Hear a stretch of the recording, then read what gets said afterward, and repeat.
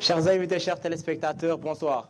Bienvenue dans le premier numéro de notre émission, La Bibliothèque de l'Art Oratoire. Une émission qui aura pour mission de former une palette de cibles dans les techniques de l'art oratoire. Les étudiants, les professeurs, les chefs d'entreprise, les leaders d'opinion, j'en passe. Et pour les sujets que nous aurons à traiter tout au long de nos épisodes et de nos saisons, comment maîtriser et comment séduire un public, comment charmer un public, comment rédiger et tenir un bon discours, comment répliquer, comment improviser, entre autres. Et pour notre premier numéro, nous avons choisi un sujet qui intéresse plus d'un, le charisme, et plus précisément le charisme dans la prise de parole en public. Et pour cela, nous avons invité une sommité de l'art oratoire, un as du pupitre, un monsieur qui se fait nommer par certains étudiants monsieur magnifique. Tellement il est magnifique dans sa manière de discourir, dans sa manière d'octroyer la connaissance. Un enseignant-chercheur dans la section communication de l'Université Gaston Berger de Saint-Louis, le chef de la section communication de l'Université Gaston Berger de Saint-Louis, je veux nommer le docteur Djouma Diallo. Docteur Djouma Diallo, bonsoir. Bonsoir. J'ai essayé tant bien que mal de vous présenter, mais je vous laisserai quand même le temps de vous présenter de manière plus complète.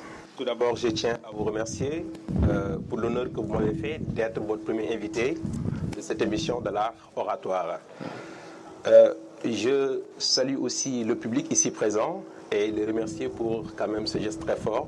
Ils ont tenu à être présents, je pense quand même que ce n'est pas rien. Je tiens à les remercier pour cela. Me présenter, je pense que vous avez dit l'essentiel. Je suis un docteur en sciences de l'information et de la communication. Et je suis enseignant-chercheur à l'UFR des civilisations, religions, arts et communications. Et naturellement, je m'appelle aussi Mamadou Djouma Diallo, donc vous avez eu à le dire. Donc, de manière très sommaire, voilà la présentation que je peux faire de moi. Merci beaucoup, docteur Diallo. Nous allons ainsi commencer notre émission. Et pour parler comme les débatteurs, nous allons d'abord faire une élucidation conceptuelle. C'est normal, nous parlons du charisme. Ma première question est, c'est quoi le charisme? Alors, c'est quoi le charisme? Je pense que le charisme peut être défini comme la capacité que peut avoir une personne donc d'influencer, de convaincre dans sa prise de parole, mais de manière générale dans sa manière de faire de tous les jours. C'est vraiment la capacité que peut exercer une personne, capacité de fascination, capacité à pousser les gens à agir dans un sens, donc dans le sens de ses attentes, capacité tout simplement à créer une adhésion qui ne relève pas de l'impératif, mais qui relève vraiment d'un besoin de suivre une personne parce qu'on pense qu'il est légitime dans ce qu'il fait et tout à fait aussi crédible dans sa posture pour nous demander de faire ou de ne pas faire. C'est vraiment la capacité que peut avoir une personne pour créer une adhésion, un consentement, sans pour autant être dans l'impératif, faire ou de ne pas faire. Je pense que le charisme peut être défini comme la capacité que peut avoir une personne de pousser les gens à agir dans un sens ou dans un autre. Merci beaucoup. Compte tenu de ces explications que vous venez de donner, donc est-ce qu'on pourrait résumer pour dire qu'une personne charismatique, c'est tout simplement un meneur d'homme? Ah oui, naturellement, une personne charismatique, c'est un meneur d'homme. C'est un meneur d'homme dans la mesure où il séduit de par son apparence, il séduit de par sa capacité à pousser les gens à agir dans le sens de ses attentes. Donc, pour être un leader, pour être un meneur d'homme, incontestablement, il faudra être quelqu'un de charismatique. Merci beaucoup. Être charismatique. En tout cas, c'est un fait que plusieurs étudiants, je peux nommer M. Medoun Sarr, pour un peu lui donner du buzz, aimeraient devenir. Maintenant, est-ce qu'on est charismatique ou on devient charismatique? Alors, le charisme peut être un don. Certaines personnes naissent avec des prédispositions qui font qu'ils sont très à l'aise dans la prise de parole et qu'ils sont aussi naturellement très doués pour convaincre. Alors, ce que je pense fondamentalement, c'est que le charisme est quelque chose qui se travaille. On n'est pas charismatique, on peut le naître, mais on peut aussi travailler à devenir charismatique. Parce que le charisme, en réalité, s'adresse sur un ensemble d'éléments qui sont des axes perfectibles de ce qui fait l'homme. Ce que je veux dire par là, c'est quoi? C'est que nous naissons tous avec nos qualités et nos défauts. Une personne charismatique, c'est une personne qui a réussi tout simplement à transcender ses défauts pour en faire des qualités, pour être un homme plein, un homme total, un homme tout simplement qui séduit de par ses manières ou bien de par sa manière de faire. Ok, donc compte tenu de ces explications toujours, il me vient à l'esprit des personnes charismatiques telles que Barack Obama, telles que Nelson Mandela, ou bien telles que Adolf Hitler. Bien vrai que c'est très discutable. Il était charismatique aussi, faut le reconnaître. Il était très charismatique, comme vous le dites. Mais pour devenir ces personnes-là, est-ce que quand on part de zéro, quand on est timide, quand on est avec la voix aiguë, quand on est avec l'attitude tout le temps à se cacher et autres, combien de temps pourrons-nous prendre pour atteindre ce niveau-là? Alors, c'est difficile de dire le temps qu'il faudra pour aider une personne à s'améliorer. Ça dépend de beaucoup de choses. Ça dépend des prédispositions déjà de la personne. Mais ça dépend aussi de la personne qui accompagne, ce qu'on appelle le coach. Vous savez, le charisme, ça se travaille, mais ça ne se travaille pas en individuel. Il faut être accompagné par une personne qu'on appelle un coach qui va vous aider à relever vos insuffisances, vos manquements, les points perfectibles, et à partir de là, naturellement, vous accompagner dans ce processus ou bien dans ce chemin vers la perfection, entre guillemets, avec un petit P. Mais ce que je crois fondamentalement, c'est qu'à partir du moment où on a la conviction, à partir du moment où on pense qu'on peut faire et bien faire, rien ne vous empêche naturellement de vous engager et améliorer vos points faibles. Ce que je vous dis par là, c'est quoi? C'est que le charisme, ça se travaille sur des éléments qu'on peut très facilement identifier. Le temps que cela prendra dépendra de la motivation, de l'implication et du désir qu'a cette personne de se transformer personnellement et de se développer tout simplement. Merci beaucoup, M. Diallo. Chers invités, chers téléspectateurs, nous allons ainsi marquer une pause publicitaire pour revenir dans quelques instants.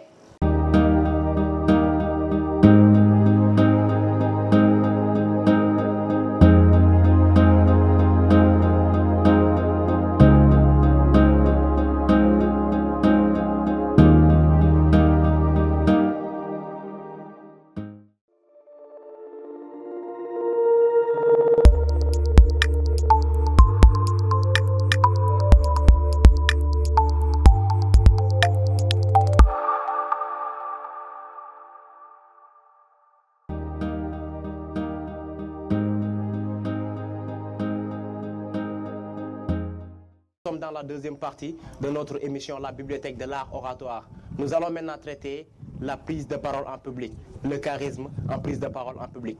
Docteur Diallo, comment pouvons-nous reconnaître un charismatique dans sa prise de parole en public, ou plus précisément, quelle doit être sa gestuelle? Alors, comment reconnaître une personne charismatique dans sa prise de parole? La première chose qui caractérise une personne charismatique, c'est la confiance justement qu'il dégage et la confiance justement qu'il inspire. Une personne charismatique, c'est une personne qui a confiance en lui-même. C'est une personne, naturellement, en le regardant, il nous inspire confiance. Parce que ça, c'est extrêmement important dans le charisme. Si vous êtes stressé, si vous avez du mal à contrôler vos émotions, si vous ne dégagez pas un sentiment d'assurance envers le public, n'est-ce pas, pour qui justement vous adressez votre discours, il sera extrêmement difficile de dégager du charisme. Le charisme, donc, la première caractéristique d'une personne qui est caractéristique, c'est quelqu'un qui est serein, quelqu'un qui est confiant, qui est zen tout simplement. Et ça, je pense, c'est quelque chose qui est extrêmement important. Dans les caractéristiques également d'une personne charismatique, c'est que c'est quelqu'un aussi qui est très séduisant. Séduisant dans son discours, séduisant de par sa manière de regarder les gens, séduisant de par sa gestuelle, séduisant de par sa capacité à jouer sur la variation vocale. Tout ça, ce sont des éléments qui interviennent dans le charisme et qui fait qu'on parle d'une personne comme étant de quelqu'un de charismatique. Mais c'est aussi quelqu'un, naturellement, qui est séduisant. Je parlais de quelqu'un qui est séduisant. Quelqu'un qui est séduisant, c'est qui? C'est quelqu'un aussi qui sourit. Le sourire, c'est la première arme de séduction. C'est extrêmement important. Une personne charismatique, c'est aussi, en grande partie, quelqu'un qui, de par son sourire, parvient à dégager des ondes, n'est-ce pas, des émotions positives qui contribuent naturellement à inspirer confiance. Toujours en ce sens, on a eu déjà à interroger quelques-uns de vos étudiants qui nous ont dit que vous avez l'habitude de dire qu'il faudra avoir du peps et du punch. Est-ce que cette peps et ce punch a une relation avec le charisme? Naturellement, le peps et le punch, ça fait partie des ingrédients d'une bonne communication. Comment? Avoir du peps, avoir du punch, c'est avoir de la conviction dans la manière de dire les choses. On a l'habitude de dire aux étudiants que le plus important, ce n'est pas ce que vous dites, mais la manière avec laquelle vous le dites. Cette manière avec laquelle vous le dites, c'est quoi? C'est la conviction que vous mettez à dire les choses. Ça, c'est extrêmement important. Si la manière de dire les choses est mou, si on ne sent pas de l'intensité, si on ne sent pas le rythme qu'il faut, ben naturellement, ça risque d'être une communication pâle, une communication sans saveur. Et une communication sans saveur, c'est le risque de passer à côté du message principal. Vous vous souvenez des études qui ont été menées par le cabinet de Merabian, qui nous disent qu'en communication, l'essentiel de ce qui fait l'impact d'un message se joue au niveau du paraverbal et du non-verbal. Okay. Le paraverbal, c'est quoi? Ben, c'est la tonalité, c'est l'intensité, c'est le débit, c'est le rythme, c'est le timbre. Donc c'est un ensemble de choses qui ne relèvent pas du non-verbal, mais du paraverbal, autour du verbe. Et qui contribuent naturellement à donner du punch, du peps à votre communication. Merci beaucoup, M. Diallo. Vous avez tantôt parlé de communication verbale et de communication non-verbale ou communication paraverbale. En tout cas, ça me renvoie à une question. La voix. Est-ce qu'une personne charismatique, quelle est l'importance de la voix chez une personne charismatique? Est-ce qu'avec une voix aiguë, une voix qui ne porte pas, une voix trop lourde, on peut être charismatique? Une personne charismatique, c'est une personne qui sait poser sa voix et s'imposer. Dans la communication, on affirme et on s'affirme. Et le premier élément, le premier facteur qui permet à une personne de s'affirmer dans une communication, au-delà des affirmations qu'il peut faire, c'est poser sa voix. Et naturellement, en posant sa voix, on parvient à s'imposer. Ça, c'est extrêmement important. C'est quoi poser sa voix? C'est dans sa capacité parfois à mettre de l'intensité quand il faut. C'est dans sa capacité aussi naturellement à jouer sur le ton, sur la tonalité. Parfois, c'est la tristesse, parfois c'est la tendresse, parfois naturellement, c'est avec une forte conviction pour affirmer des idées qui nous sont chères. Je pense que tout ça sont des facteurs, sont des leviers qui contribuent à une bonne communication. Merci beaucoup encore une fois pour la clarté de vos explications. Maintenant, nous allons en venir à un point qui certainement ne mériterait pas qu'on s'y attarde tout le temps. Vous regardez tout simplement, vous êtes tout le temps élégant. Est-ce que la mise aussi a son importance sur le fait d'être charismatique ou le fait de vouloir devenir charismatique? Oui, la mise, elle est extrêmement importante en communication. Elle est importante pour plusieurs raisons, mais je vais en citer juste quelques-unes. La première raison, c'est que quand vous communiquez, vous devrez travailler pour gagner a priori, je dis bien a priori, la confiance du public. Cela veut dire quoi? Cela veut dire, avant même de prendre la parole, le public doit être en mesure de savoir est-ce que vous êtes crédible pour parler de ce sujet ou pas. Okay. Et le premier élément qui permet à un public de pouvoir apprécier ou bien de faire des jugements, c'est la première impression que vous donnez à ce public-là. Et cette première impression passe par deux éléments essentiellement. Passe déjà par l'aspect du visage, qu'est-ce que vous donnez à voir? Est-ce que vous êtes une personne fermée? Est-ce que vous êtes une personne ouverte? Est-ce que vous êtes une personne souriante? Et le deuxième élément, ben, c'est l'apparence. C'est ce que vous portez. Donc ce que vous portez vous crédibilise dans ce que vous faites. Et il faudra travailler à gagner cette confiance, cette première impression. Je dis cette première impression parce qu'on n'a jamais l'occasion d'avoir une deuxième chance de faire une première bonne impression. Cette première bonne impression, ben, c'est ce que vous donnez à voir dans un premier temps. Et c'est l'habillement. L'habillement vous crédibilise dans ce que vous faites et naturellement contribue à dégager ou bien à générer dans la psyché du public, dans la représentation mentale des personnes qui sont là, est-ce que vous êtes crédible ou est-ce que vous ne l'êtes pas? Est-ce que vous êtes légitime ou est-ce que vous n'êtes pas légitime? Est-ce que vous êtes crédible ou est-ce que vous n'êtes pas crédible? Ça, naturellement, on le fait. Si j'étais venu en sandales avec des haillons, vous allez me dire, mais celui-là, il sort d'où? Vous voyez? Donc ça, je pense que la mise, l'habillement, c'est important. C'est important, mais au-delà de ces aspects-là, ça fait partie des aspects de la communication non verbale. La communication non verbale, c'est quoi? C'est la posture, c'est la gestuelle, mais c'est aussi l'apparence. L'apparence, c'est comment je suis habillé. L'apparence, c'est ce que je donne à voir de l'extérieur. Et ce que je donne à voir fait partie de ce qu'on appelle dans la communication la dimension affective, l'image, la réputation. Quelle image je donne à voir? Quelle représentation je donne à voir? Et cette représentation contribue naturellement en partie à faire ou bien à faire ma réputation. Donc cette mise-là, elle est importante, elle est fondamentale.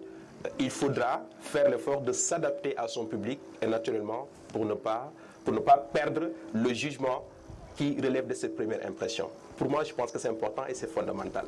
Merci beaucoup, M. Diallo. En tout cas, si on tient compte de vos explications, je connais des personnes qui se disent être charismatiques. Par exemple, le cas de Babacar Cissé, mais qui devraient quand même revoir leur mise si elles veulent devenir en tant que personne. Non, Babacar Sabou, c'est correct.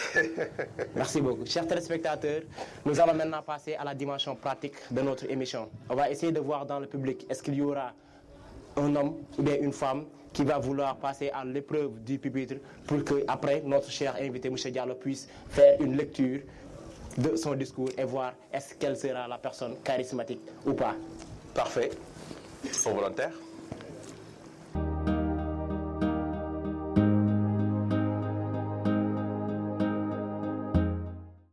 Monsieur le chef de la section communication, monsieur le délégué de l'IFR des civilisations, religions, arts et communication, monsieur le président de l'amicale des étudiants de l'IFR CRAC, honorables invités, mesdames, mesdemoiselles et messieurs, bonsoir. Je m'appelle Ousseynou Ndiaye, je suis étudiant en deuxième année de communication à l'IFR CRAC. Permettez-moi tout d'abord de rendre grâce à Dieu et remercier très chaleureusement tous les étudiants ici présents. En effet, je ne saurais être loquace, encore moins laconique, mais plutôt j'essaierai le plus rapidement, lapidaire dans l'expression. Aujourd'hui, c'est un honneur et un grand plaisir pour moi de venir assister à cette grandiose fête que le président Mohamed Lamine Bara Kane organise. Merci. Merci beaucoup, M. Ndiaye. Je suis habillée en tenue semi-traditionnelle parce que d'abord, chacun a son style, sa personnalité et ce qu'il veut faire ressortir. Et dans ce monde actuel où nous sommes, il y a une valorisation incessante de la culture de soi, dont l'africanité, et qui passe d'abord par l'habillement. Et c'est pourquoi j'aime la marque Case, qui a été initiée par des jeunes, voilà, férus de la mode, et qui veulent mettre en exergue notre habillement, valoriser un peu la culture africaine. C'est la raison pour laquelle je vous invite tous à venir assister à notre première édition de la première collection, voilà, que nous allons faire ressortir avant même la fin de ce mois. Je vous remercie. Merci beaucoup, Madame Faye. Alors, M. Diallo, on a eu deux candidats qui sont passés au pupitre. Maintenant, avant de vous demander de faire une lecture sur leur discours, j'aimerais poser la question suivante. Parce que d'habitude, quand nous parlons de charisme, de personnes charismatiques, on passe immédiatement à un homme. Est-ce que seuls les hommes sont capables d'être charismatiques ou il y a quand même des femmes charismatiques? Non, mais absolument pas. Je pense que le charisme, c'est une qualité. À partir du moment où c'est une qualité, elle peut être partagée, elle peut être le fait d'une femme comme elle peut être le fait d'un homme. Donc je pense que poser la question du genre sur le charisme, je pense que c'est plus une question qui relève de la provocation qu'autre chose. Et les féministes apprécieront. Exactement. Exactement. Maintenant, revenons sur nos deux candidats. Le premier, M. Ndiaye, oui, a-t-il été charismatique? Qu'est-ce qui lui a manqué? Ou tout est nickel? Alors, je pense que déjà, dans un premier temps, il faut dire que le temps du discours n'a pas été un temps long. Donc, pour pouvoir faire une appréciation qui serait fondée, je pense qu'un discours plus long nous aurait donné plus d'éléments d'appréciation pour mieux relever les insuffisances ou bien les points forts de son discours. En une minute, il est extrêmement difficile de dire est-ce une personne est charismatique dans son discours ou pas. Mais je pense qu'il y a lieu de dire dans un premier temps, c'est le seul fait qu'il ait le courage d'avoir pris la parole et dans une totale improvisation, je pense que ça veut dire qu'il a réussi avec sa timidité, il a le courage d'affronter le public. Et ça, je pense qu'une personne charismatique, c'est aussi une personne avant tout qui sait affronter le regard du public. Donc ça, je pense que c'est un élément d'appréciation qui est extrêmement important. Le deuxième élément, c'est, on l'a vu, il était venu avec une casquette, mais au moment de la prise de parole, il a pris quand même le soin d'enlever la casquette, n'est-ce pas? Je pense qu'il tient compte du public qu'il a en face de lui, un public d'universitaires, dans un milieu universitaire, et il sait que ce n'est pas forcément très élégant de mettre une casquette en tenant un discours. Ça, je pense que c'est quelque chose qui est très important. Ça veut dire quoi? Ça veut dire qu'il a eu l'intelligence du contexte qui lui a permis de juger par rapport à la situation je dois faire ça ou je ne dois pas faire ça. Et je pense que ce que j'ai relevé en moins d'une minute dans son discours, c'est que c'est un discours qui manquait, on va dire cruellement, de gestuelle.